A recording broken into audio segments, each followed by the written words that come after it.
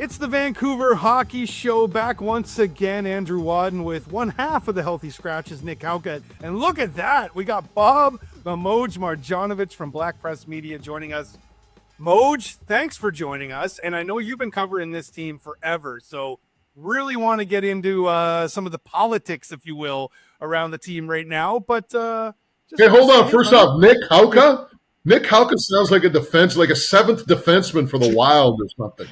Like, is that a hockey name or is it just me? Yeah, he was a seventh-round pick back in 2021 there. He's like a healthy scratch tonight for the Anaheim Ducks rookie forward Nic Hauka. Well, unfortunately, I was like a second, third liner for like a normal like Flight 2 rep team, so I wasn't quite good enough to make it to that point. Okay. Yeah. Not quite an ECHLer just yet. Maybe one day. All right, so let's look at this road trip here, guys, because this season for the Canucks, I mean, they're limping themselves into a playoff spot right now. Road trip did not look good, but Saturday night, with everything that happened with the Canucks and the travel that day, they don't get into Toronto until day of. They don't get a morning skate. Everybody's saying, the Leafs are going to smack the Canucks around. And then what happens? We get possibly the best game of the season, Moj, from the Canucks. Could this be our old employer, TSN, the TSN turning point for the season for the Canucks? I don't know if I'm going to go that far. I mean, the one thing we've seen with this Canuck team that it's up, it's down, but as we've known, it's pretty resilient.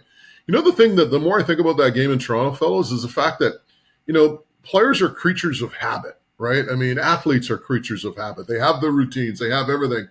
And sometimes you just got to do something different to switch things up. And maybe that was just a case this time, like, flying in day of the game, and this whole situation with the, being snowed in Carolina. And maybe it was just a little bit of a change that they needed in their routine. And for whatever reason, it worked in Toronto as they shut out the Leafs 3-0 and looked rather good in that game. But as far as the turning point, man, this team has been too inconsistent this year for me to say this is a legitimate turning point. Well, speaking of inconsistency, Elias Pettersson has been the model of that this year, and we know what's going on behind the scenes, or what others are saying what's going on behind the scenes. But what about his game on Saturday night? Like, that's the PD I think that people are signed up to. Looked good offensively, but also he was out there, being a defensive stalwart as well. Like, could this be the turning point for number 40 in the season? Hopefully. The one thing about Pettersson, like, all you have to do is listen to Tocchet at the start of the year when he talked about, Pettersson and his practice habits. And he mentioned it several times, right? We need more.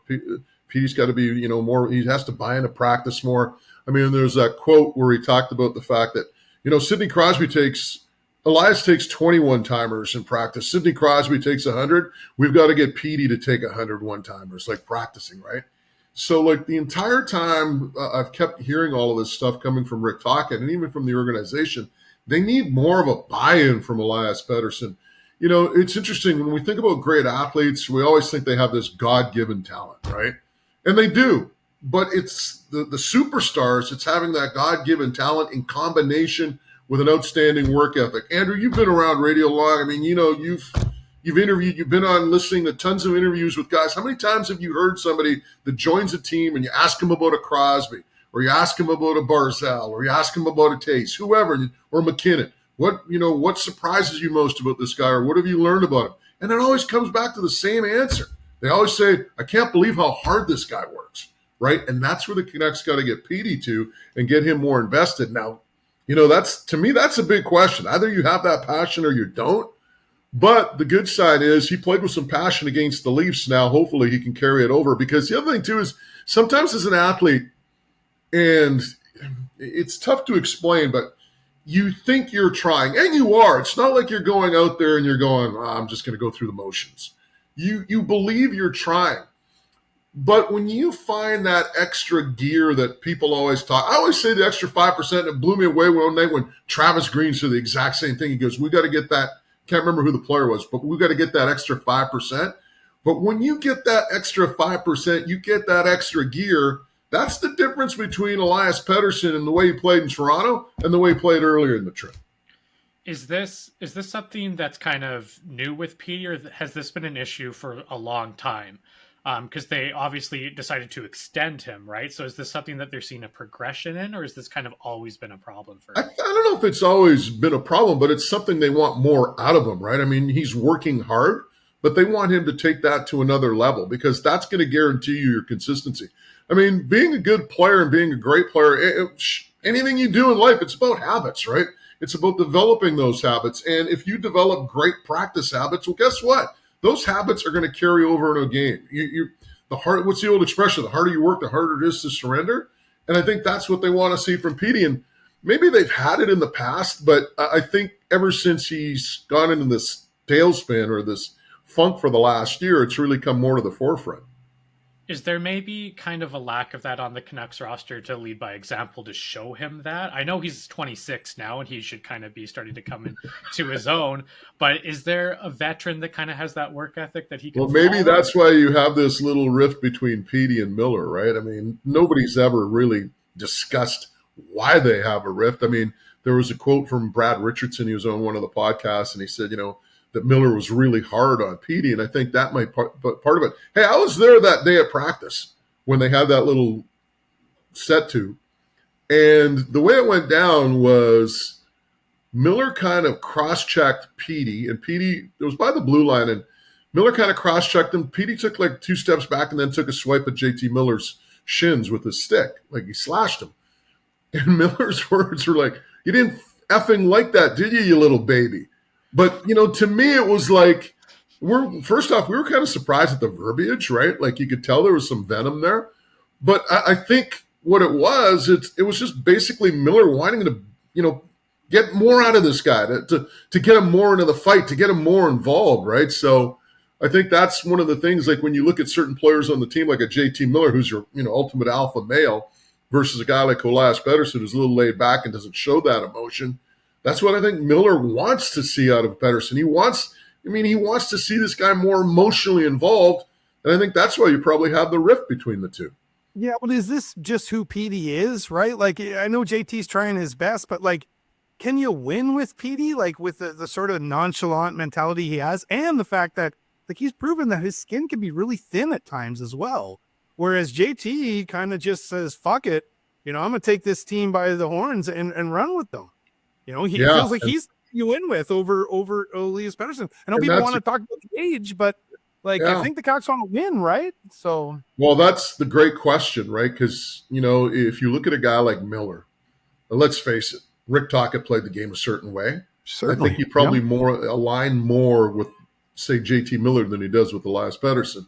Now, I think upper management probably might align a little bit more with Elias Pettersson. Hell, they gave him that monster deal. They obviously got to like something in him, right? Can you win with them? Maybe if he learns to play with that extra gear, that extra 5%, on a regular, consistent basis, and it becomes just part of his DNA. But until you do, I don't know. I really don't, because again, I mean, to win a Stanley Cup, do you know how much pain and suffering and how bad you want to go through all of that and then win it? Never forget what Brad May told me when Anaheim won the Cup, and I asked him, well, what happened next year? He goes, we were so banged up still from the year before. He said, we looked at the top of the mountain and we can't get there, right? I mean, like they were still exhausted the following year and basically had nothing left in the tank. So what does that tell you in terms of how tough it is to get to that, stage where you're competing and winning Stanley Cups? And you've got to want it. I mean, you really have to want it. And hey, maybe you can get by with a guy like Petey on your roster, but you better have the whole boatload of other guys that, want it and will do anything they can to win a Stanley Cup and play with that passion that, maybe sometimes missing from Petey's game. You mentioned that Petey's more of maybe an upper management player while JT is more of a Tocchet guy. And you've kind of like, during pressers, Tocchett's kind of said some off-putting things like, oh, Hughes can't play the whole game for us and stuff like that. Do you think there's starting to be a little bit of a disconnect between him and management right now? No, I don't think so. Like everything that I've heard from Rick Tocchet when he talks about, Jim Rutherford and Patrick Alvin, and remember Rutherford obviously knows Tocchet from his days in Pittsburgh. I mean, these guys I think are philosophically aligned, I should say. I don't think there's a disconnect. I mean, a lot of times, you hear certain quotes and people, just kind of take them. I don't want to say take them out of context, but they kind of like really focus on them and they kind of forget about the other stuff that's gone on in the past. So I don't think there's, some sort of issue between Tocchet and management. But I think Rick was just making a point. He was like, I can't play Quinn Hughes the entire overtime. And, it's funny. I talked about this the other day. The fact that, people are just ripping on Tyler Myers and Carson Soucy. And by the way, Soucy, I'm sorry, but he's handling the puck like it's a grenade lately. But I mean, you look at Soucy and Myers and DeHarnay and all these guys, and they're playing 2, 3, 4 minutes. They're not 2, 3s, and 4s. They're 4, 5, 6s, and 7s. And people are ripping on Myers all the time. And I'm like, why? He's the dude's a 5. He's out there trying to do the best he can do. And he's not a 2. Guess what? Management has known about this problem on the blue line since they first got here. They tried to address it by going out and getting Zadorov, and that kind of put people into their certain roles and moved them down the pecking order, so to speak. But you lose Zadorov, Forbort and Desharnais are, I'm sorry, but they're just not guys that can come in and play a 2, 3, 4 role, especially with Roenick out. Excuse me. So to me, when I look at this Canucks team and this blue line, they need to do something to address that issue, and it's been an issue since they arrived. So if you want to point fingers to me, point fingers at management. Don't blame the guys that are going out there and trying to get it done. But as I mentioned as well, when you look at the history of Vancouver, there's always a whipping boy on defense. It could be Tyler Myers. It could be Eric Goodbranson. Who was the guy I think he was Czech, the pizza guy. Remember him? Oh, Lucas. Lucas Spiza. Spiza. Yeah. Spiza was another guy, like the pizza deliveries. Yeah. Pizza. Yeah. I mean, you can go back to Dana Merzen for crying out loud. There's always a whipping boy. I don't know what it is, but everybody always wants to find this one defenseman. And the other thing, too, that I always say, the bigger you are, the more magnified your mistakes become, right? Like when Tyler Myers makes a mistake, people notice. Eric Branson make a mistake, not as much, right? I mean, now he's down in Abbotsford if he cleared waivers. I don't know yet.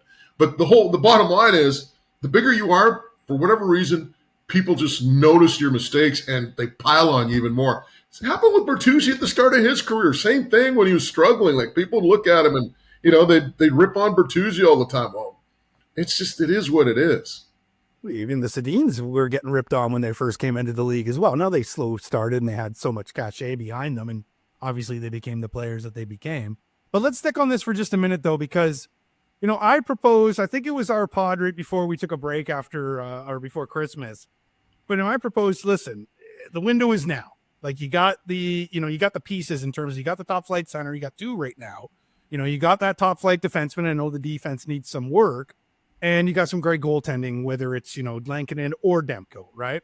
And I propose that the window is now because Quinn Hughes has only got 2 years left on that contract. You obviously want to keep Quinn Hughes happy. You've only got so many years left at Demko. You don't know what the future is with Demko right now. You've signed up for JT Miller, but the back end of that contract's not going to be great. So maybe your best move is to move Petey while he's got no trade protection and try to get 2 pieces, a center and a defenseman. And, you can go around the league and try to figure out who those pieces would be. But, do you agree with that in terms of this is kind of the window right now? And, with Miller, it's a much more difficult trade because he can basically dictate where he wants to go. But with Petey having no protection in this first year of that contract, maybe that's the best move for you because you'll be able to get a piece to help not only the blue line, but also to fill in for that center that you're going to lose if you trade Petey away. Well, when I look at this team, do I think they're a Stanley Cup contender right now? No. I mean, they're struggling to make the playoffs, but they still haven't been 100% healthy. But you make a great point, and that's Quinn Hughes, right? As long as you have Quinn Hughes. It's funny. I was talking about this the other day with somebody. What their best window was? Their best window should have been? They did the tough part. They got the super hard part right. They had Pedersen and Hughes on entry-level deals. Yeah. I mean, we talked about that in the 1040 days. We were talking about how they... Everybody else that they signed, hey, let's give money to Jay Beagle and freaking Louis Erickson and whatever. They screwed up the easy part. Going out and signing just Sherbet, big ticket items. That's where they screwed up when they had Pettersson and Hughes on entry level deals. Can you imagine having two players on entry level deals with the surrounding talent? Or just think to yourself this way: do you imagine if the Canucks had Pettersson and Hughes on entry level deals right now, and you had that money to go out and get maybe 2 or 3 more assets? It'd be stupid. But it is what it is. But I think you make a great point, and that is Hughes. I mean, the window is open as long as Hughes is here. And, who knows? Maybe he wants to go play with his brothers in New Jersey. I mean, I wouldn't blame him if he wanted to leave. Maybe he just wants to escape the fishbowl that's known as Vancouver. He doesn't seem like, you talk to people, and it's funny because when he's in a scrum, people say, oh, he's kind of introverted, this and that. But if you get him one-on-one, he's a little bit more open and has a tendency to chat a little bit more. But maybe he's a player who doesn't like this, the fishbowl of Vancouver. Maybe he'd like to go to New Jersey, play with his brothers, and, be anonymous, right? So who knows? We'll see what happens. But you're right. I think the window is open as long as Hughes is here. Hey, we've seen what life with Hughes is like. Or, pardon me, without Hughes is like.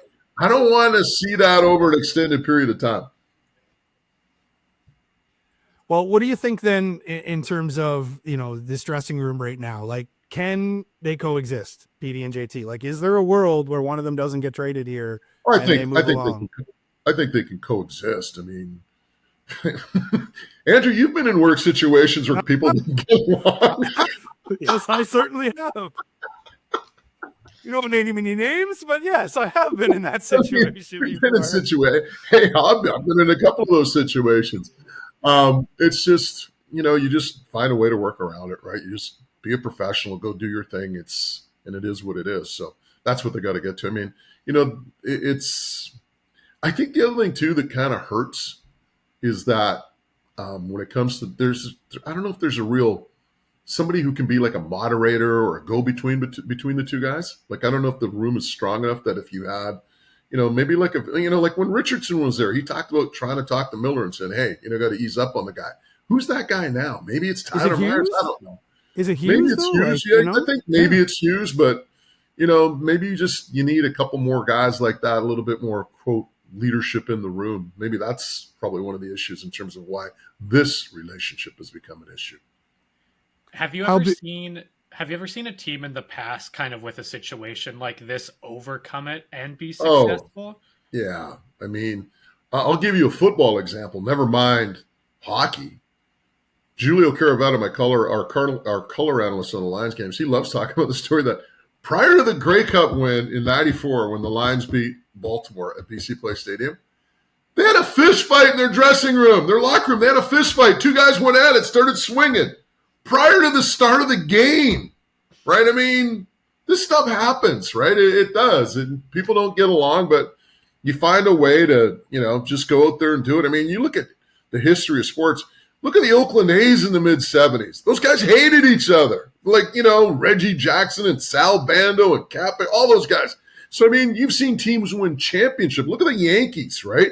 Thurman Munson and Reggie Jackson. I don't know why I'm picking on baseball right now. It's just coming to the top of my mind. But, you go through all of sports. There's teams where there's been guys that didn't get along. There have been fist fights, and they find a way to win, right? Winning solves a lot of things. Have you ever seen a Canucks dressing room, though, that's been sort of divided like this in all your years covering the team? Yeah, well, I don't know if divided is the right word. I don't look at the room and say there's a whole bunch of pro PD guys and a whole bunch of pro Miller guys in terms of the division. They probably just got to be a lot of eggshells, though, around there, though. Right? But I mean, when Trevor Linden and Pavel Bure were here, it's not like those guys are best of buds, right? I mean, it's not like those guys, there's been, I imagine there have been other instances, other examples, probably not as magnified as this one. And the reason this one's magnified is because obviously social media and, how things are reported in today's game. I mean, I don't think this team, or maybe, you can talk about other Canadian markets as well, but I don't think they've ever been as scrutinized as they are now. Like every single little thing is, hey, I'll tell you one. Here's one from the quote, the old days. This is one of my favorite stories. So Canucks had a defenseman back in the late 80s named Daryl Stanley. He was a tough guy. Played for Philadelphia before, played his junior hockey with the New West Bruins of the Western Hockey League. And he'd come to the Canucks at the tail end of his career. One day, some of the beat writers come up to Pat Quinn. They're like, Pat, didn't see Daryl Stanley on the ice today. Just wondering what's up with Daryl. He goes, I'm glad you noticed. He quit. He left 3 days ago. Can you imagine in today's day and age, a guy like not practicing for 3 days and nobody not noticing? Hell, you're tweeting out line combos and defensive pairings during practice all the time. So it's like, somebody goes out on the ice early, boom. I mean, JT and Petey get into a little dust up and boom, it's on Twitter, right? So it's like I said, I've never seen the game analyzed the way it is now and just, like I said, scrutinized. I mean, every single little thing is looked over. So I think that's one of the reasons why this probably comes to the forefront a little more. And like I said, I guarantee you that it's happened in the past. And like the one example for me is probably like Linden and Bure, like not being, quote, the best of buds. Well, I thought you were going to say maybe Messier's time is here as well. Well, thank you. There you go, Messier and Linden. Yeah. There's another one, right? That's probably a way better example. Yeah. So, it happens. It doesn't help either because, we're looking around the league right now, and obviously Vancouver and New York with the Rangers kind of have some parallels going on with what's going on there. But then you got radio hosts in Boston making up stories. Like, that would never happen here in Vancouver, right? Radio hosts never make up stuff here in Vancouver. No, we don't make up stuff. We're legit. What about Hronek coming back? Obviously, you skated in Winnipeg as we record this today. It's Monday, January 13th. Hearing that he's going to be a game-time decision. Eric Brandstrom cleared waivers. I know some people were up in arms about whether they were going to lose him on waivers. Clearly, they didn't. But how big is it? Let me throw this to you before we get to Hronek. Yeah, okay. Brandstrom, right? Like, remember I was talking about like over scrutinized and things are just, so people are just zoning in. Eric Brandstrom, he cleared waivers at the start of the year when the Canucks picked him up. Okay. The Canucks picked this guy up on waivers, and they weren't exactly at the top of the pecking order if I look at the standings back then. They put him on waivers. He cleared. Guess why? Because he's not that good. He's like a fringe defenseman. Right? Why is Brandstrom not? Oh, Brandstrom's got to play. He'll solve everything. No. He's seventh defenseman. Give your defense there, Nick, because Nick did a TikTok for us. Oh, come on, Nick. This is why Brandstrom should hold on. Okay, so I think a lot of Canucks fans' sentiment is that he's not the answer by any means, but he kind of solidifies the third pair with puck-moving prowess, right? I think that's... Have you seen his analytics? I'm not even an analytics guy that knows analytics. Go into they're analytics. They're the fourth best on the team. Not as of late. No, that is true. He has slumped a little bit. But my argument with that is you're telling me Guillaume Brisebois is playing better defensively? His analytics are terrible. When I watch him on the ice with my eyes, I go, wow, that guy doesn't really do a lot of good things on the ice, and he can't move the puck. So I think a lot of the defensive defensemen aren't doing that much better of a job than Brandstrom, and Brandstrom actually has the capability of playing 3-on-3. We keep losing in overtime. He can actually skate and move the puck. You can shelter him on 5-on-5 minutes. He can play second power play when Hughes out of the lineup, stuff like that. So I think he's definitely not the answer. And you don't want to be in the situation where we're even talking about Brandstrom being an answer at all, right? You don't even want it's that a to low be bar right now. I think it's is the point, really. Okay, it's a low bar, but I mean, you're talking about, say, a vehicle that's on the road, and we're talking about some little part of the bumper, right? I mean, it's just like, He's not the cure-all, right? And again, it goes back to what I talked about with this market. Remember Frankie Corrado when he got traded, and how everybody went frickin' bananas. Oh, look at the asset management. How come they didn't get anything for Frankie Corrado? He went to Toronto and he sat on the bench for a month. Last time I checked, Frankie Corrado didn't turn out to be like a regular player in the National Hockey League. What about Subban's brother? Was it Jordan Subban? Jordan. Yeah. Oh, they got to bring Jordan Subban. How come they don't bring Jordan Subban up? I don't know. Last time I checked, I haven't seen Jordan Subban in the last 3 NHL All-Star games or whatever, right?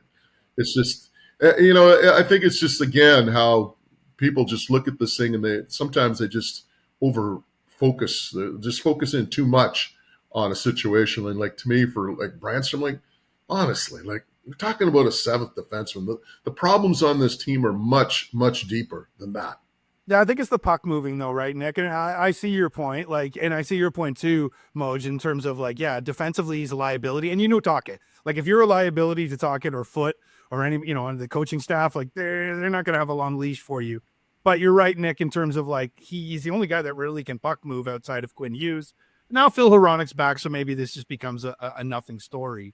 What about I the still future like you, here? Nick. Don't worry about it. I just wanted to just have a little fun with you, right? No, Yeah, you know why because hey, as a seventh moving puck defenseman in the freaking Saskatchewan Junior League, wherever he played, it's just like he relates to a guy like him. That's why. Yeah, exactly. Yeah, that's where Nick was playing. Yeah.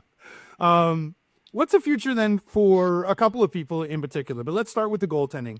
A lot of people talking about Kevin Lankinen. We put out a TikTok today on Vancouver Hockey, just asking the people, like, should the Canucks sign Lankinen? And, should they perhaps, put Lankinen and Demko together as a team? Or, is Lankinen going to be the future here? Now, the sample size is very small. And I think far too many people are kind of like forgetting what Patrick Demko has been over the past. Like, this is a Vezina caliber, goaltender. He's obviously battling through injury right now, but it feels to me like a lot of people are just ready to just move on from Demko and sort of give the net to Lankinen. What do you think the future is in goal for the Canucks? I think that's pretty dangerous in the sense that Lankinen, and I talked about this recently as well. You look at his hockey DB page and the amount of games he's played. The most amount of games he's played is like 42 in a season. And then I'm not talking about the NHL. I'm talking about Finland as well, right? So here's a guy who's never played more than 50 games in a season. And, to me, I always think about the backup quarterback, how everybody always wants the backup quarterback in the game. Well, guess what? When the backup quarterback comes in, it's a different animal, being the starter and then being the backup. And the same holds true with goaltending. So to just come out and say we're going to anoint Lankinen the guy and move forward, it's pretty dangerous because you don't know. He's not a proven commodity, a guy that can give you 50 plus or more games on a yearly basis in the NHL. You don't know that yet. Has he played well? Yeah, he has played well for the Canucks. It's been a great saving grace with Demko being out. But, here's the other thing too, though. the better Lankinen plays, the more money you're going to have to pay him, right? Sure. And how much money do you want tied up in goaltending and basically, sitting on your bench every night? Either you play Demko or you play Lankinen. So whatever, you're going to have like four, whatever. You pick your number between what Demko's making and what Lankinen's making, and you're going to have that sitting on the bench every single night. So, but the flip side of that is that Demko. Yeah, well, the flip side of that though is that Demko can be, extended as of July 1st. He's making $5 million right now, which is, that's a good price, right? Yeah. And then, say Lankinen get the $2 million deal, like I think he's going to want more. If he plays well and finishes the season, I think it's going to be more than $2, right? But also, too, what does Demko's next contract look like? Because he's probably sitting there looking at Shesterkin, who, up until last year, they were in the same conversation with each other. Now injuries have probably brought Demko's number a bit down, but it's not going to be that much. He's probably going to be looking at he's going to want big coin. I don't think he's going to settle for 5 again. If he's going to want this. This is his home run contract, right? I mean, he's in his prime. And you look at the Canucks. Are they willing to do it? Are they willing to invest 5, 6, 7 years with big compensation to a goaltender who has health issues, as we've seen, and we've seen it the last couple of years. So that's a big ask, and I think that's why you keep hearing them talking about, Kevin Lankinen 1 and 1A, and we're going to find a way to hopefully keep them both, and blah blah blah. I think if push comes to shove, they might move on from Demko and stay with Lankinen, but they need to know if Lankinen is that guy moving forward. They don't know that yet, and that's why I don't think they ever make that move. But if Lankinen can go out and keep doing what he's doing, say Demko has another ailment, and Lankinen continues to do what he's done and plays 55 games and shows this organization that he can, carry the load. Well, maybe, just maybe, they decide to move that way. But there's a lot of bridges to cross before you get there. And, it's not like I'm advocating that, but I just think that, you look at the big picture and what happens down the road, it's a possibility, right? Because to me, the big thing with Demko is never ability. It's durability, right? Yeah, availability. Yeah, exactly. Yeah, availability. Yeah. And that's the big question. It's like, are you willing to give somebody that term and give them that compensation when he might not be available for X amount of games during the course of the year? What about Brock Besser? Going to be a Canuck moving forward? That's a tough one, right? Yeah. And I say that I love Brock, and I like what he's done with his game with under Tocchet, and say that because before he could, he seemed like a guy that just would score goals off the perimeter. Now he gets goals in the dirty areas. He battles for pucks. I think there's a guy right there who's really improved his two-way game under Rick Tocchet. And I think he scored a lot of goals in that dirty area. Before it was, like I said, it's just sniping. Now he's, in the last year or so, he's, tapping home rebounds, scoring home in scrums, whatever, right? So I like what he's done, but at the same time, you look at Besser and you look at where this team is. They're going to have to make a call, and you mentioned it. Are they in or are they out, right? And again, it goes back to what we talked about with Hughes. Your window is still open with Hughes, so they probably retain him. But there is going to come a time where this team will probably have to sell off assets to gain draft capital, right? Or to gain young prospects, younger players. It's a cycle. It's the cycle that we see in salary cap era. It's inevitable, right? Some teams execute it and they execute it well. Other teams, like the Buffalo Sabres, just continually struggle, right? But it is the cycle of salary cap era sports. And you have to somehow, some way, at some point, decide to rebuild or they'll call it reload, whatever. But when you do that, you do need draft capital. And I'll tell you, Besser might be able to get you some draft capital or some prospects come trade deadline if they ever want to move him. But again, I don't see that happening just for what we talked about earlier, and that is the window with Hughes. Would you lock up a player with Besser's foot speed long term, or does his foot speed worry you? Yeah, that's another call, right? I mean, you look at players that have been locked up long term and kind of fit that profile where foot speed that could be an issue in years 3, 4, and 5, and you just wonder, right? But I'll say this, and Ray Ferraro made a great point one time. He said, for a player, everybody thinks the first thing that goes are the legs, and quote, the foot speed. And he said, no, he goes, the first thing that goes are your hands, right? And that's something interesting when you think of a guy like Brock Besser, right? Like, if he's smart enough still to get the right places and, find that hockey IQ that Tocchet always talks about, if, he can get into those right places and find those spots, he'll still be an effective player, right? But yeah, foot speed to me, that's a concern when you think if you're going to sign a guy like Besser to a long-term contract. Yeah, you got to get to the guts of the ice. That's what the Tocchet talks about. That's where playoff hockey, that's where you win. That's where you score in playoff hockey as well. I mean, hey, look at a guy like the Canucks faced over the weekend on John Tavares. But there's a guy whose foot speed's not there anymore, but he's found himself, greasy goals, and he's able to put them in. So you he can model himself after that. Yeah, and you talked about, finding the guts of the ice. He kind of weaved his way through the Canuck defense pretty good and had that one chance that was saved. The big save. So, yeah, I mean, he still has something left in his game as well. But it's interesting when you talk about athletes, though, it's so funny. There you go, name drop, Chris Chelios. Chelios told us one thing one time. He goes, your career's like an elevator, right? He said two elevators. Like when you're a young player, your physical skills up here, but what you know about the game is here.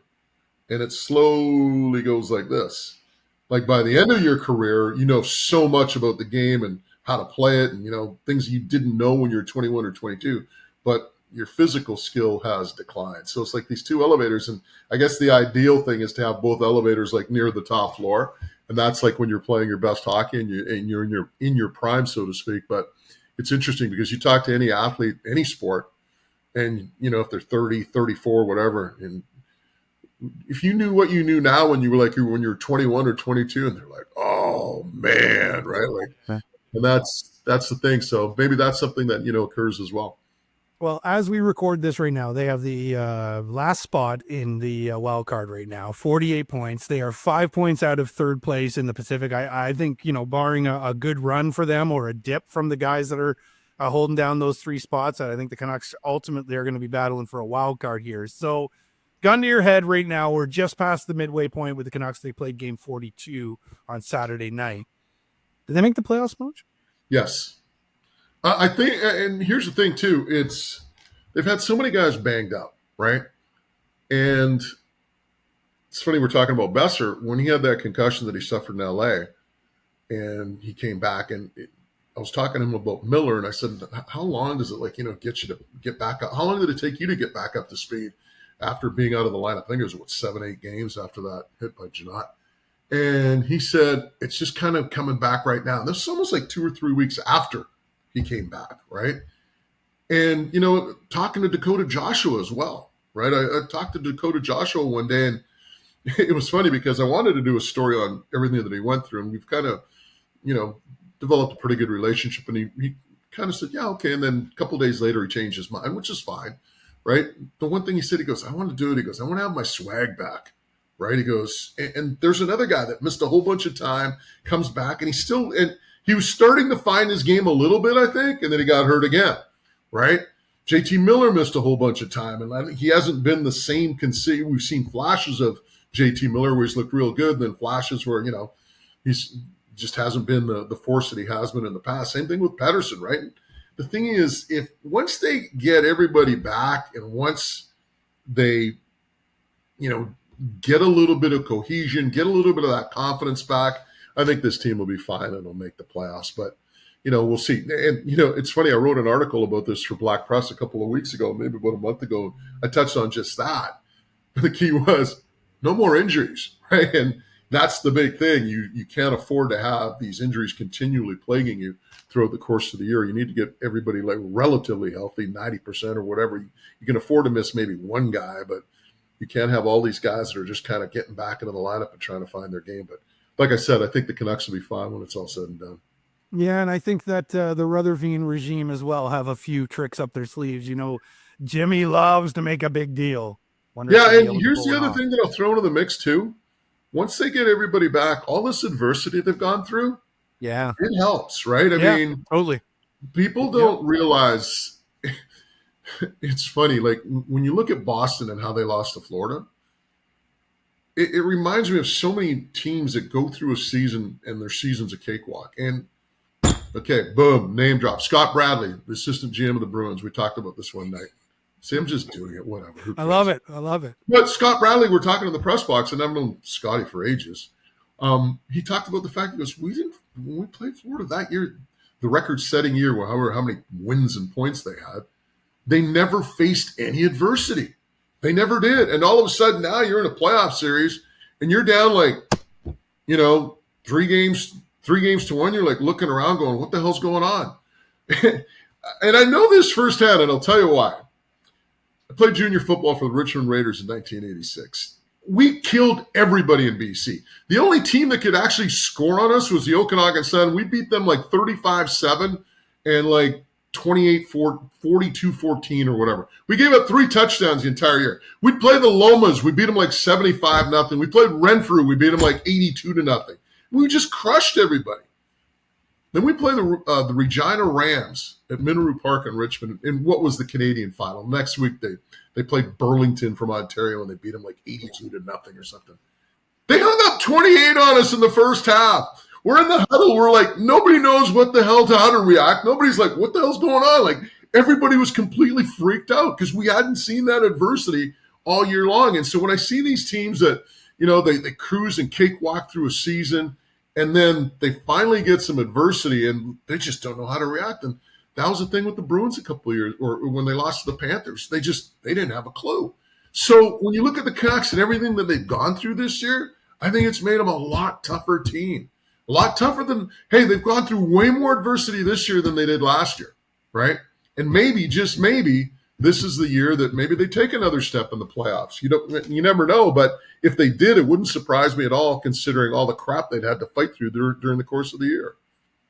Yeah, it's an interesting point, and I've heard that made before about the Bruins as well. Just that not enough adversity going through that, which was essentially the greatest regular season in NHL history, at least in the modern era with the point system, but yeah, the Panthers got the best of them. Let's see if the Canucks can flip the script, if you will. And see, that's why your Detroit Lions are going to do well in the playoffs. They've had tons of adversity, tons of injury. Despite their record, your Lions are going to they know what it's like. They've battled through. 30 years of absolute horseshit with my team. I'm still scared, though. I'm still scared that they're not going to be able to make it through. But, hey, we made it through here with you, Moj, and we're hoping to have you back in the future. But thanks for joining, and hey, man, we'll be looking out for your work at Black Press. Peter, give a little plug there for your work you're doing. Black Press is a chain with over 60 community newspapers in BC. So I write for the write for the chain, and it appears in everywhere from, Victoria to the Peace Arch News to the Chilliwack, paper. So, I mean, it's all over the province, all little things, but it's all on digital. So just Google Black Press and you'll find one of the columns up there at all times. And I love that Rick Tocchet absolutely loves you, by the way. When you guys get in the scrums, it's like there's nobody else there. He loves rapping with Moj. So do we. Thanks for joining, Moj. All right. Thanks, guys. Always great, Nick, to get the Moj on the show. And of course, he's the voice of the BC Lions, big football guy. But man, he's been covering the Vancouver Canucks, Nick. And I'm going to age him a little bit here, but at least for around 25 years now. So when you're asking, or when we were asking about, things of the past, have you ever seen this friction in a dressing room and whatnot? Moji's been there. And yeah, he was there during the Messier and Mike Keenan days when you were perhaps just still a young wee lad. Were you even born? Yeah, I'm a 98. So there you go. I believe that was the year that Messier signed here. So anyway, thanks so much to the Moj for joining us, and we'll try to get Moji on again with us soon. But for Nic Hauka, one half of the Healthy Scratches, I'm Andrew Wadden. Thanks for listening, everyone.